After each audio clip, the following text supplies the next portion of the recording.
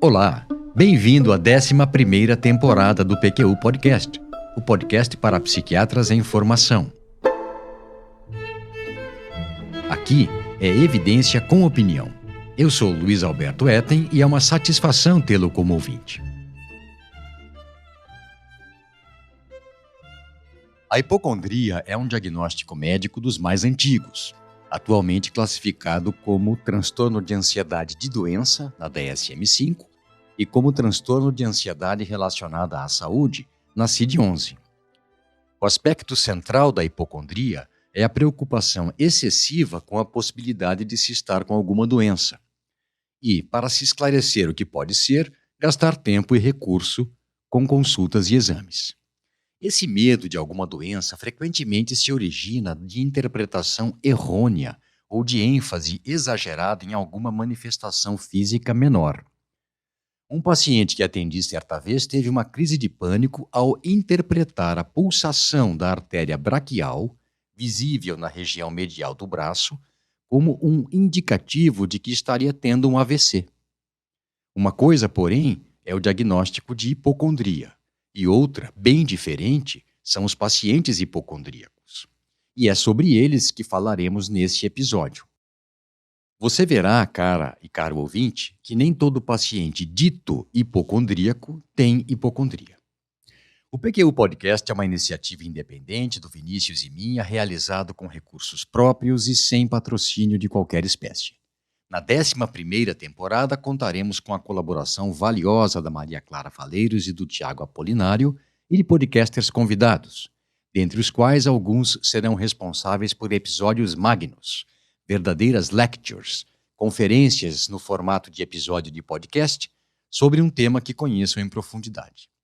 Os que nos seguem já sabem, mas para você que está chegando agora, vale dizer que arcar com os custos desse nosso projeto nos garante autonomia editorial, privilégio que nos é muito caro. Nosso foco, não custa repetir, é divulgar temas que sejam de interesse para o psiquiatra em formação. Os pacientes hipocondríacos chegam a 10% da população que busca consulta com clínico geral, homens e mulheres na mesma proporção. A maior incidência é durante a 4ª e 5ª décadas de vida. Seu arquétipo é Argan, o doente imaginário de Molière, que foi apresentado ao público em 10 de fevereiro de 1673. Ouça esse trecho da peça, aqui encenado pela Companhia da Revista, especificamente a cena 3 do 3º ato, em que Beraldo questiona seu irmão, Argan, sobre o porquê de permitir que a filha dele, a do Argan, casasse com um médico.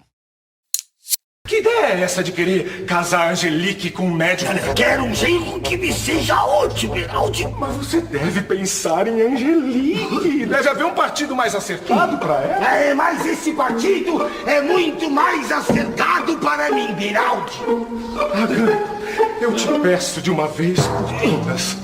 Pare com esta mania de doenças. Sabe qual é a maior prova que você é um homem saudável? Qual, Beraldi? Com todos os remédios que tomou na vida, deveria estar morto. Se continua vivo, é porque tem uma saúde de touro. É justamente o contrário. Eu só estou vivo porque tomo esses remédios todos os dias. Esses remédios ainda vão te matar, meu irmão. Você fala assim porque você é um homem saudável. É fácil falar mal dos remédios quando se está cheio de saúde. O psiquiatra e psicanalista italiano Vittorio Lingiardi, em Diagnóstico e Destino, na página 110, explica que o hipocondríaco se preocupa com suas funções corpóreas, batimento cardíaco, peristaltismo, sudorese, com lesões físicas leves, uma escoriação, por exemplo, com sensações físicas vagas e difusas, cabeça aérea, fadiga, pernas cansadas, veias doloridas, por exemplo. Vela um órgão, vigia uma doença. Fica alarmado facilmente com a notícia de alguém que adoeceu. Quando expõe sua história médica, o faz de modo muito minucioso e detalhado. Um hipocondríaco inteligente, conclui Lingiardi, pode ser um interlocutor extraordinário para um médico. Eu entendi que extraordinário aqui, além de excepcional, fora da média, pode significar exigente, contestador, ou ainda, entre aspas, um rival à altura, alguém com quem um embate pode até ser revigorante, mas enfim, sempre um desafio. São dois os tipos mais comuns de hipocondríacos: os que não param de ir ao médico, sempre preocupados com algo que possa ser indício de doença mais ou menos fatal, e os que fogem do médico, que têm medo demais de estarem doentes, mas que paradoxalmente têm como único pensamento que algo não está normal consigo nem com a sua saúde. Note que ambos estão íntima e constantemente antenados às sensações corpóreas, o que os une, mas diferem quanto ao que fazer sobre elas. Os primeiros querem porque querem identificar a temida doença. Os segundos se pelam de medo ao imaginar que um médico ou algum exame confirmaria suas piores suspeitas. Que tipos são familiares para você? Já atendeu alguém com essas características? Se sim, bem-vindo seja ao grupo da imensa maioria dos médicos. Se ainda não, logo acontecerá. Pode estar certo disso. Daí a ideia desse episódio. E quando acontecer, de novo ou pela primeira vez, como conduzir a consulta? Nós vamos chegar lá. Antes, porém, lembre-se do que falei há pouco. Além de existir diferentes tipos de pacientes ditos hipocondríacos, nem todos têm hipocondria. Para cada um deles, a conduta será diferente em alguns momentos críticos. Para distingui-los, é importante, em primeiro lugar, ter claro em mente o que é a hipocondria. O nome se deve aos antigos gregos, Hipócrates dentre eles, e atribuíam suas manifestações a alterações dos órgãos sob a cartilagem, condros, do diafragma costal. 7 séculos depois, o médico romano Galeno incluiu a melancolia como uma doença hipocondríaca, com sede nas vísceras abdominais e que se propagaria pelo organismo por intermédio de alterações humorais. Essa visão se estende até o século XVII, como se pode ver nas obras de Molière. No século XVIII se dão as primeiras tentativas de definição de causas psicossomáticas e de subtipos clínicos, e também a aproximação de histeria com hipocondria. A ideia vigente na época é que sua origem seria uma fadiga nos nervos. Em 1845, Wilhelm Griesinger inclui a hipocondria entre os estados depressivos menores. Na direção oposta, George Beard, o neurologista que cunhou o termo neurastenia, restringiu o termo hipocondria aos casos em que havia crença inabalável de doença física, atribuída à exaustão ou ao abuso do cérebro, do estômago ou dos genitais. Em 1896, Emil Kraepelin, o psiquiatra alemão, a distingue entre hipocondria com matéria, quando os transtornos têm um correlato físico, mas são superestimados, e hipocondria sem matéria, quando não há base objetiva para as queixas. No começo do século passado, ganhou força a ideia de que as preocupações hipocondríacas eram defesas psicológicas contra afetos indesejados inconscientes. Nas últimas décadas do século XX, surgiu a hipótese de que essas preocupações com a possibilidade de se estar doente nada mais eram do que processos cognitivos desencadeados pelo medo mórbido da doença e pela atenção exagerada e distorcida às sensações corporais, fenômeno denominado amplificação somatosensorial. Atualmente, a hipocondria é vista como um transtorno de ansiedade crônica relacionada à saúde.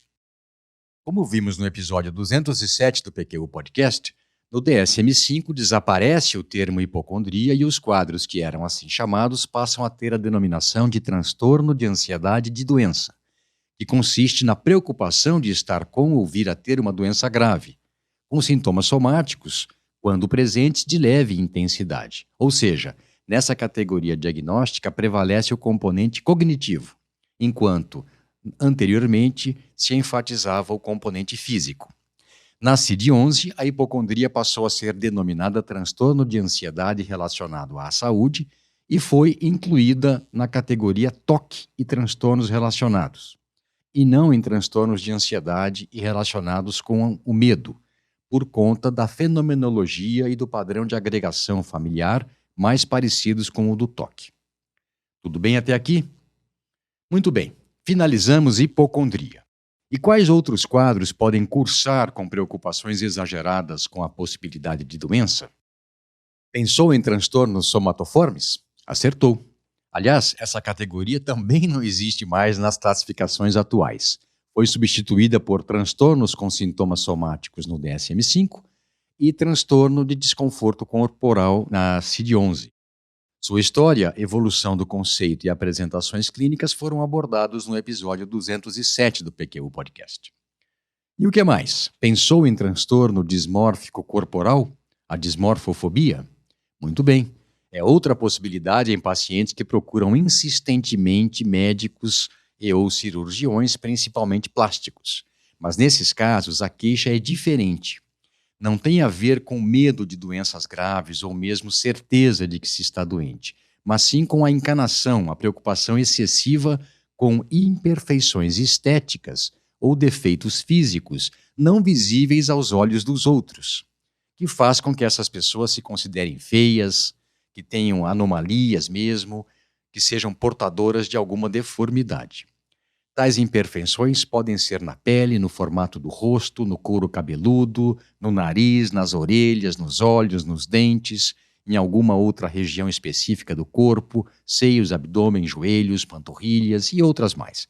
E como já falei, não são percebidas pelos outros, para a surpresa do paciente que as vê com lupa. Temos ainda os pacientes com transtornos de ansiedade, principalmente de pânico, que comumente desenvolvem preocupações hipocondríacas, mas nesses casos, bem como nos de depressão, os sintomas mais característicos do transtorno primário, crises de pânico e tríade depressiva, respectivamente, são facilmente identificáveis.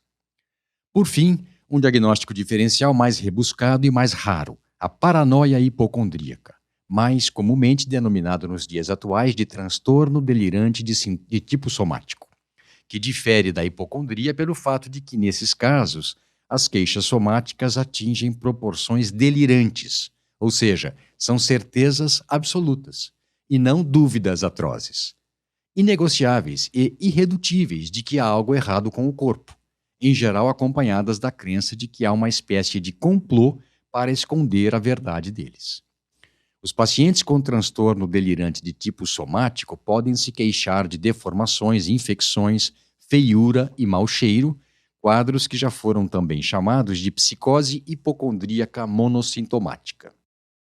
Não se deve deixar de pensar em doenças com queixas vagas e difusas envolvendo vários sistemas do corpo, dentre elas esclerose múltipla, lúpus eritematoso sistêmico e porfiria aguda intermitente. A historiadora da medicina Faye Bound Alberti, da University College London, conta que muitos pacientes com esclerose múltipla foram erroneamente diagnosticados como hipocondríacos ao longo do século XIX, já que a doença, a esclerose múltipla, foi descrita pela primeira vez por Jean-Martin Charcot, em 1868. Muito bem, com essas possibilidades de diagnóstico em mente, quando diante de um paciente hipocondríaco, passemos ao tema desse episódio, a condução de primeira consulta com ele. De cara, já é bom que se saiba que esses pacientes não aceitam bem a ideia de que o problema deles seja de natureza mais psicológica do que física, muito menos quando lhes dizem que seria de fundo emocional, e seguem fazendo consultas com clínicos gerais e especialistas em verdadeira peregrinação em busca de alguém disposto a escutá-los e principalmente que embarque na deles de pedir exames cada vez mais detalhados para encontrar o problema que eles acham que têm ou temem ter. É muito difícil para um médico não psiquiatra ou um cirurgião satisfazer essas demandas. E também é difícil o encaminhamento para o psiquiatra justamente porque tais pacientes não gostam quando lhe dizem que não há problema físico. Aí cria-se um impasse. Por um lado, o risco de se deixar passar o diagnóstico de uma doença ainda incipiente ao se subestimar as queixas. E por outro, o de estimular o paciente em suas peregrinações, com encaminhamentos mal feitos, fazendo exames desnecessários e usando medicamentos inadequados. Conversando com o Vinícius, ele sugeriu que, pensando nos colegas em formação, que nunca se depararam com um paciente hipocondríaco, seria útil descrever o perfil dele, para facilitar a sua identificação. Tipicamente, ele é egocêntrico, visivelmente ansioso e tenso, extremamente atento às sensações corporais que ele descreve nos mínimos detalhes. Descrição essa, em geral, acompanhada de considerações mil sobre o significado delas. Em duas palavras, irracionalmente persistentes. Seu nível de insight varia. Alguns até reconhecem que sim, suas preocupações são exageradas, mas outros continuam convictos de que algo está errado com o organismo dele e ainda não se descobriu o que é. Como você já deve ter intuído, o paciente hipocondríaco não se sente seguro, mesmo que os exames subsidiários apropriados não revelem anormalidades. Pelo contrário, ele apega-se a valores limítrofes para argumentar que sua suspeita procede. Aliás, ele em geral mantém essa postura mesmo diante de resultados negativos de procedimentos de diagnóstico cada vez mais invasivos e desnecessários, diga-se de passagem, muitas vezes solicitados para atender à demanda insistente dele, uma biópsia, por exemplo. Além disso, ele caracteristicamente chega para a primeira consulta com um calhamaço de resultados de exames, frequentemente repetidos a curtos intervalos de tempo, de laudos, de encaminhamentos e receitas de medicamentos que já usou sem sucesso. Não descarte a possibilidade de se tratar de paciente hipocondríaco se ele não chegar tão carregado.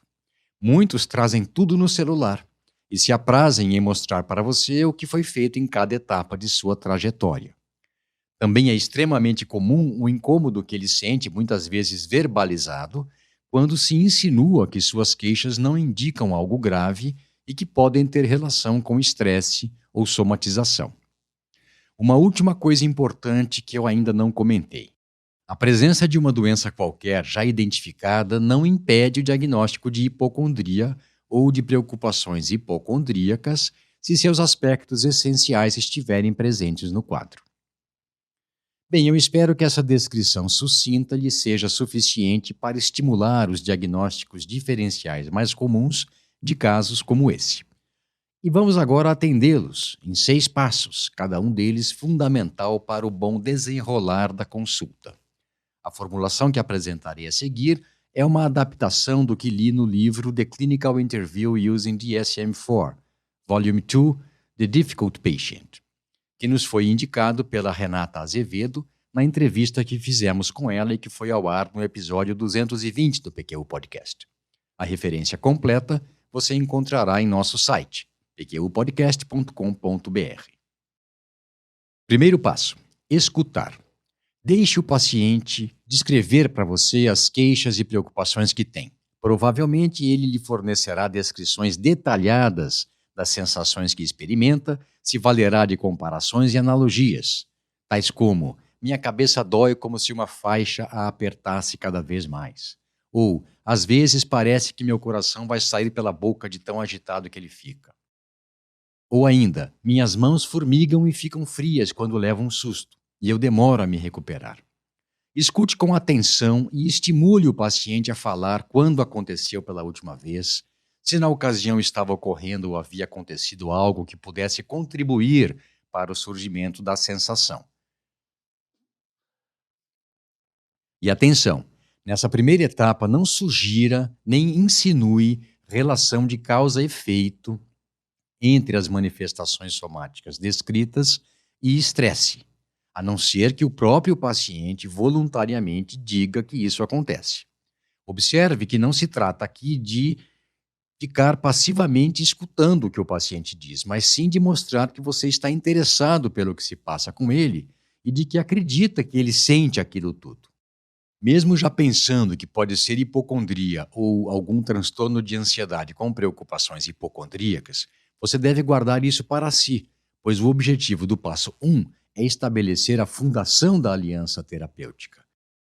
E para isso é fundamental a validação das queixas de forma empática, tentando compreender o ponto de vista do paciente, levando a sério o que ele diz, e que terá em você um aliado. e não como se ele fosse somente alguém em busca de atenção ou monopolizando o seu tempo. Passo 2. Pontuar. Sinalizar algo. Escolha dentre os sintomas relacionados pelo paciente os que mais se sobressaem e explore o contexto em que eles ocorreram ou costumam ocorrer. Prepare-se para receber informações vagas quanto à duração e curso, mas é uma estratégia que poderá dar pistas de que as manifestações descritas podem ter relação com estressores. E, além disso, podem também servir para desviar a atenção de questões mais difíceis e constrangedoras, problemas conjugais, familiares, problemas profissionais e financeiros, por exemplo. Seguindo com o mesmo método, explore as condições de surgimento, fatores de melhora e de piora de outros sintomas. Sem que se faça a relação direta entre as queixas e o estressor, pode acontecer de ela insinuar-se, de essa relação aparecer.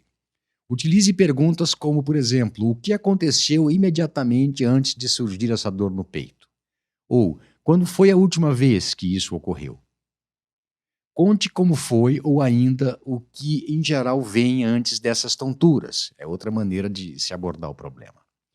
Dessa forma, faça uma espécie de preparação para que se considere a relação entre o estresse, questões psicológicas e as manifestações hipocondríacas, pavimentando-se o caminho para os passos 3, correlação, e 4, validação. Passo 3, correlacionar. Tente justapor, relacionar o contexto com a sintomatologia relatada. Mas entenda bem, insisto nessa questão, a ideia não é criar uma relação de causa e efeito, mas sim de associação entre fenômenos corporais e estresse, por exemplo. A reação do paciente a essa sua tentativa lhe dará uma ideia do quanto ele resiste a essa relação.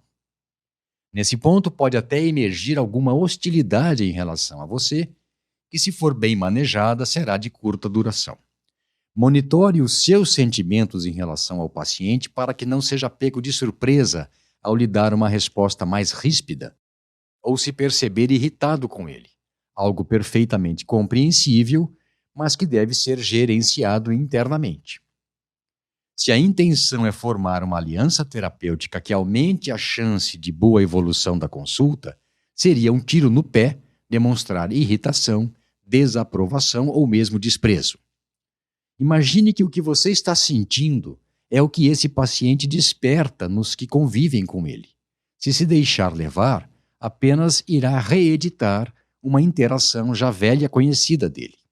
Por outro lado, ao aceitá-lo como ele está e de alguma forma plantar a semente de que talvez os sintomas, medos e preocupações sirvam também ao propósito de desviar a atenção dele de outros problemas, poderá ser recompensado com a demonstração de respeito e colaboração.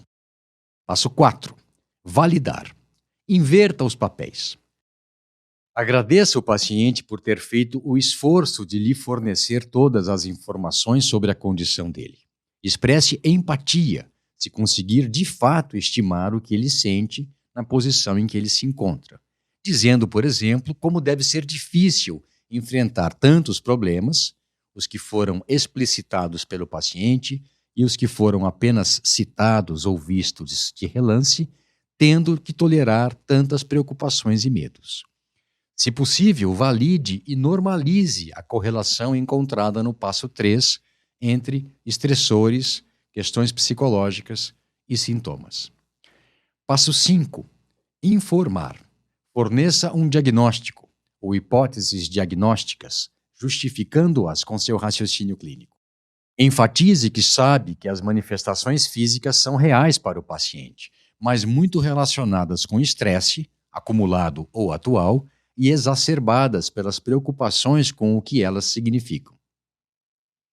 E passo 6, prescrever.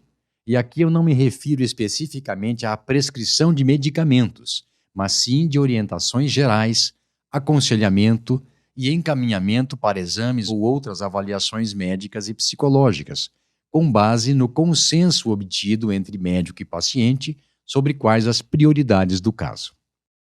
O paciente hipocondríaco muito frequentemente traz consigo a forte impressão, ou mesmo a certeza, de que ele não é levado a sério pelos familiares nem pelos médicos com que já se consultaram inúmeras vezes. Daí a importância de validação do que ele diz, mas no sentido de que um sintoma é, por definição, uma queixa subjetiva, que tem relevância clínica em si, independentemente de ser a expressão de uma condição médica geral ou de uma sobrecarga psicológica. A ideia, e é algo muito mais do campo da atuação de um psiquiatra do que de um clínico geral ou de algum outro especialista, é reconhecer que as queixas são incômodas e assustadoras para o paciente, que podem representar um pedido de ajuda codificado e que somente dizer que não é nada, ou que não há razão para se preocupar tanto, não adiantará. Um psiquiatra jamais deveria fazer isso de cara, a não ser que queira entrar para o rol de profissionais que não entenderam o problema do paciente ou dos que o trataram mal. Ao validar as múltiplas queixas somáticas do paciente, o bom psiquiatra não está validando a presença de uma doença, mas sim o incômodo que ele sente e as queixas como expressão legítima desse incômodo. É inapropriado que o médico queira provar para o paciente que é muito esperto para ser enganado. Afinal, não estamos falando de uma competição entre o conhecimento médico contra a capacidade do paciente de tentar convencê-lo de que está gravemente doente, mas sim de se responder à demanda do paciente com empatia profissional. As preocupações sem fim dos pacientes hipocondríacos comumente cansam e frustram os profissionais de saúde que gastam horas avaliando, anotando em prontuários e solicitando exames que, do mais das vezes, confirmam o que pensavam. Não há nada de errado. Esse cenário facilita a ocorrência de duas complicações sérias. Primeira, a de que não se dê o devido valor que se pense ser mais uma manifestação hipocondríaca, um sintoma de doença real e grave. E a segunda, de expor o paciente a efeitos nocivos relacionados aos exames subsidiários cada vez mais agressivos, como, por exemplo, a reações alérgicas a contrastes ou infecções no local de biópsia. Muito bem, com esse comentário finalizo esse episódio do PQ Podcast, no qual descrevi o quadro hoje conhecido como transtorno de ansiedade relacionado à doença ou à saúde, conforme os manuais diagnósticos, seus diferenciais e mais. Discorri sobre as estratégias a serem utilizadas na avaliação do paciente hipocondríaco para aumentar a chance de sucesso na condução do caso. Um abraço e até a próxima. Você ouviu mais um episódio do PQ Podcast. Siga-nos no Instagram e acesse nosso site pqpodcast.com.br, onde encontrará todos os episódios já publicados, com as respectivas referências, organizados por data, autor e sessão. Agradecemos sua atenção.